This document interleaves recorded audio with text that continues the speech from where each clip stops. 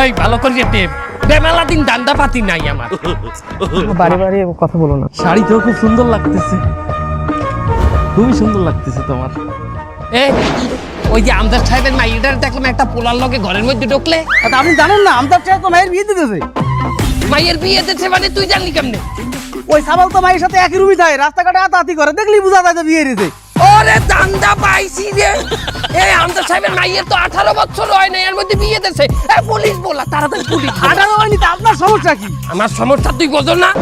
আমদার সাহেবের তারে চান্দা চাইছিলাম, ছেলে আমার আলার বালা আর মাইয়ে বিয়ে দিতেছে 18 বছর, পুলিশ বলা। চলেন চলেন চলেন।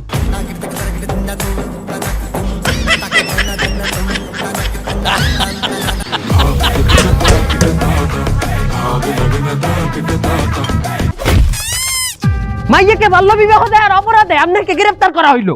কেটা কইছে মাইয়া বিয়ে দিছি? মুই তো মাইয়া বিয়ে দিই নাই। কি আপনি মাইয়া বিয়ে না দিলে আপনার মাইয়ের ঘরে যে একটা পুরুষ ডেলি আয় যায় এক রুমে থাকে?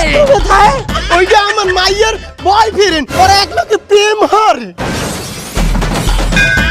এখন গ্রেফতার করিও রে, এখনই বানান। মাইয়া এক লগে প্রেম করে বলে আরাম কাম হরে গ্রেফতার করেন? সম্ভব না।